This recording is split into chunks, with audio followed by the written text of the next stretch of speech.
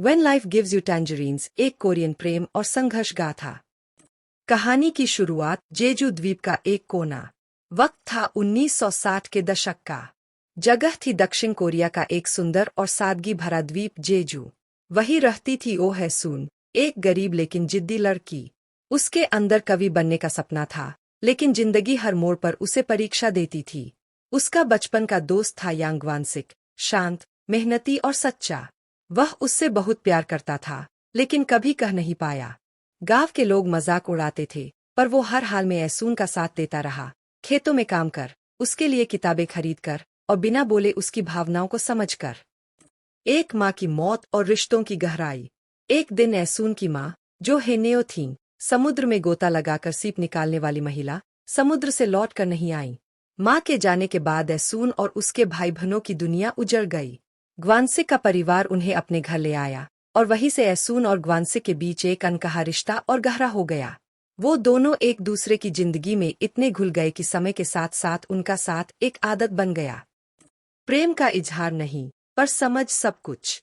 ऐसून ने सियोल जाकर पढ़ने की कोशिश की, लेकिन समाज की सीमाएं, आर्थिक तंगी और स्त्री होने की जंजीरें उसे बार बार रोकती रहीं। उधर ग्वानसिक खामोशी से उसके पीछे खड़ा रहा। उसने अपने सारे सपने छोड़ दिए ताकि ऐसून की राह आसान हो सके। कई सालों बाद, जब ऐसून की सगाई टूट गई और वह अंदर से टूटने लगी, तब ग्वानसिक ने चुपचाप उसका हाथ थाम लिया।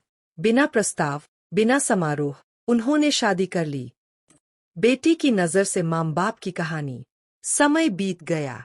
अब कहानी ऐसून और ग्वानसिक की बेटी गुम्यों के नजरिए से चलती है। वह पढ़ी लिखी, स्मार्ट और आजाद ख्यालों वाली लड़की थी। उसका रिश्ता एक अमीर लड़के से हुआ, लेकिन जब लड़के की मां ने ऐसून की गरीबी और उसकी पिछली जिंदगी का अपमान किया, गुम्योंग ने वह रिश्ता तोड़ दिया।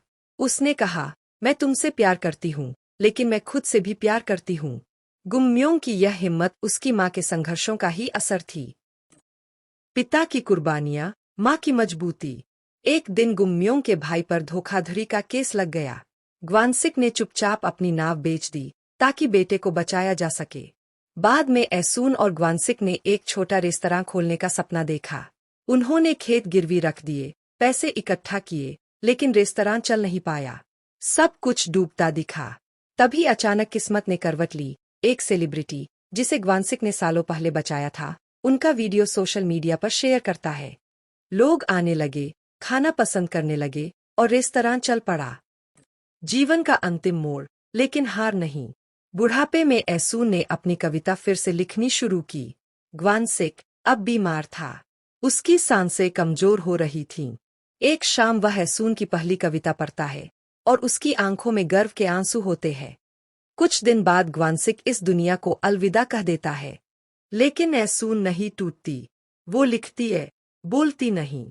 उसके शब्दों में उसका जीवन झलकता है। गुम्योंग अब एक सफल बिजनेस वुमन बन चुकी है, एक ऑनलाइन शिक्षा मंच की संस्थापक। वह माँ की कविताएं पढ़ती है, और हर लाइन में पिता की चुपचाप दी गई कुर्बानियां देखती है। अंतिम दृश्य, कविता, आत्मा और टेंजेरीन की मिठास। आखिरी दृश्य में ऐसून बैठी होती है, अपनी नोटबुक के साथ। उसके सामने एक महिला होती है, वही एडिटर, जो उसकी माँ जैसी लगती है। वो उसकी कविता पढ़ती है, मुस्कराती है और कहती है, यह सिर्फ कविता नहीं है, यह जीवन है। ऐसून की आंखों में सुकून है। उसने जिंदगी के खट्टे टेंजेरीन को मीठी कविता में बदल दिया है। कहानी का सार बटा संदेश। सच्चा प्रेम जोर से नहीं बोलता, वो उम्र भर साथ निभाता है। माँ के संघर्ष और पिता की चुपचाप कुर्बानियां बच्चों की रगों में बहती है। जीवन सरल हो या कठिन, अगर आप लिखते रहें, जीते रहें, तो अंत में हर टेंजेरीन मीठा ही लगेगा।